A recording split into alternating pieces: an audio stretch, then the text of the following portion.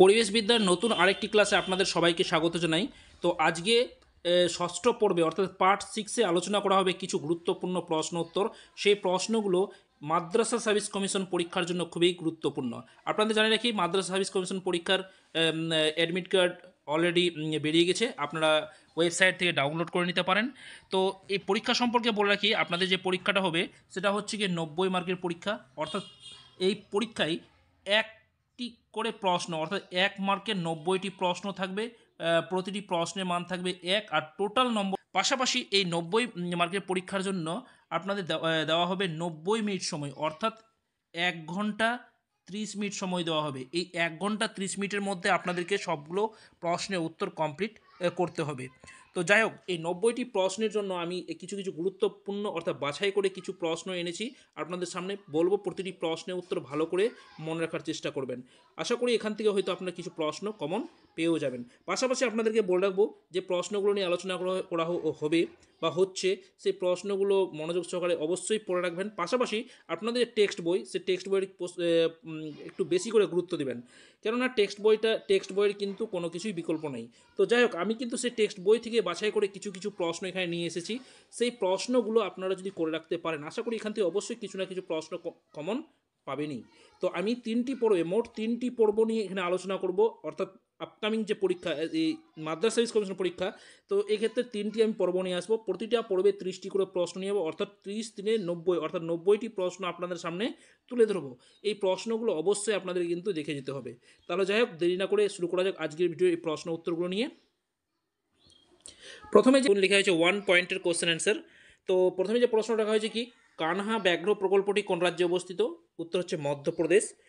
আর মধ্যপ্রদেশে এই কানহা ব্যাঘ্র প্রকল্পটি অবস্থিত। নেক্সট 2 নম্বর আছে, গন্ডার প্রকল্প কবে গৃহীত হয়? অর্থাৎ গন্ডার সংরক্ষণ প্রকল্প কবে গৃহীত হয়, সেটা হচ্ছে 1952 সালে। মোস্ট ইম্পর্ট্যান্ট আজকের question of the day. Next যেটা আছে, ব্যাঘ্র প্রকল্প কবে চালু হয়? মোস্ট ইম্পর্ট্যান্ট এই প্রশ্নটা। তো ব্যাঘ্র প্রকল্প চালু হয় 1973 সালে। নেক্সট, WWF কবে স্থাপিত হয়? সেটা ভারতবর্ষে 1969 সালে স্থাপিত হয়, যার full form world wild life fund for nature বা ওয়ার্ল্ড ওয়াইল্ড লাইফ ফান্ড বলতে পারো। নেক্সট যেটা দেওয়া আছে, রামসার সম্মেলন কার সঙ্গে যুক্ত? সেটা হচ্ছে জলাভূমি সংরক্ষণের সঙ্গে জড়িত। সেটা 1971 সালে হয়েছিল ইরানে। সেখানে রামসার সম্মেলন হয় এবং সেখানে জলাভূমি সংরক্ষণের উপর গুরুত্ব দেওয়া হয়। নেক্সট 6 নম্বর প্রশ্ন হচ্ছে কি, উইলি ঘূর্ণিঝড় কোথায় দেখা যায়? সেটা হচ্ছে অস্ট্রেলিয়ার উপকূলবর্তী এলাকায়, অর্থাৎ উপকূলে উইলি ঝড় দেখা যায়। নেক্সট, ডিএনএর আণবিক গঠন কে আবিষ্কার করেন? সেটা হচ্ছে ওয়াটসন ও ক্রিক।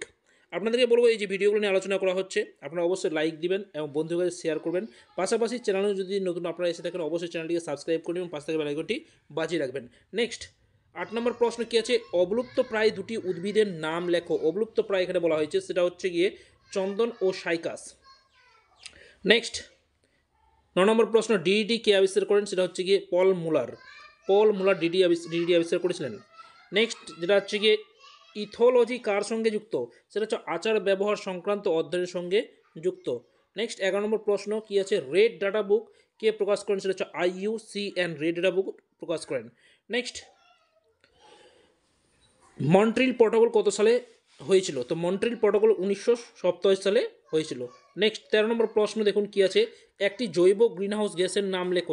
জৈব গ্রিনহাউস গ্যাস হচ্ছে মিথেন, সেটা সংকেত হচ্ছে CH4। নেক্সট, পানীয় জলের পিএইচ এর গ্রহণযোগ্য মাত্রা কত? পিএইচ বলতে কি, পটেনশিয়াল অফ হাইড্রোজেন আয়ন, সেটা হচ্ছে কত? পানীয় জলের পিএইচ মাত্রা হচ্ছে 6.5 থেকে 8.5 পর্যন্ত, অর্থাৎ এর মধ্যে। নেক্সট 15 প্রশ্ন কি, পশ্চিমবঙ্গের একটি রামসার সাইটের নাম কি? তো পশ্চিমবঙ্গের রামসার সাইট হলো গিয়ে পূর্ব কলকাতার জলাভূমি। নেক্সট প্রশ্ন কি আছে, নেক্সট প্রশ্ন হচ্ছে গিয়ে, মিনামাটা কত সালে দেখা দিয়েছিল? তো মিনামাটা রোগ যেটা, সেটা 1955 সালে দেখা দিয়েছিল। নেক্সট প্রশ্ন, ডিক্সলেসিয়া হবে, মারাটা একটু মিস্টেক আছে, আমরা ঠিক করে নেবেন। ডিক্সলেসিয়ার কারণ কি? সেটা হচ্ছে সিসা। নেক্সট প্রশ্ন, নেক্রোসিস রোগ এর কারণ কি? তো নেক্রোসিস রোগের কারণ হচ্ছে উদ্ভিদের সালফার ডাই অক্সাইডের প্রভাবে, এটা অভাবে হবে। তো কি সালফার ডাইঅক্সাইডের অভাবে হয়। তো সালফার ডাইঅক্সাইড কি, যে এই নেক্রোসিস রোগ হলে উদ্ভিদের পাতাগুলো কি হয়, শুকিয়ে যায়, পরে সেই পাতাগুলো ঝরে পড়ে। নেক্সট 19 নম্বর প্রশ্ন, প্রথম ওজন হোল দেখা দিয়েছিল কোথায়? সেটা হচ্ছে আন্টার্কটিকায়, আর সেটা প্রথম লক্ষ্য করা গিয়েছিল 1985 সালে। আর বিজ্ঞানী ফার্মেন প্রথম এটা সর্বপ্রথম লক্ষ্য করেছিলেন। নেক্সট, একটি জলবাহিত রোগের নাম কি? তো একটি জলবাহিত রোগ হচ্ছে টাইফয়েড, সেটা হচ্ছে জলবাহিত একটা রোগ। নেক্সট প্রশ্ন, যে ম্যালেরিয়া কথাটির অর্থ কী? তো ম্যালেরিয়া কথাটির অর্থ হচ্ছে দূষিত বায়ু বা মন্দ বায়ু বা ব্যাড ইয়ার।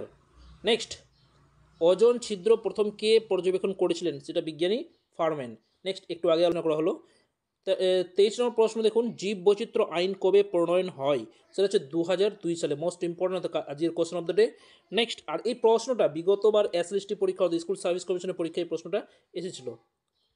নেক্সট প্রশ্ন কি আছে, এই যে ভারতে প্রথম বন আইন প্রণয়ন করা হয় কত সালে? ভারতে প্রথম বন আইন, দেখুন লক্ষ্য করুন, প্রথম বন আইনের কথা বলা হয়েছে, সেটা হচ্ছে 1927 সালে।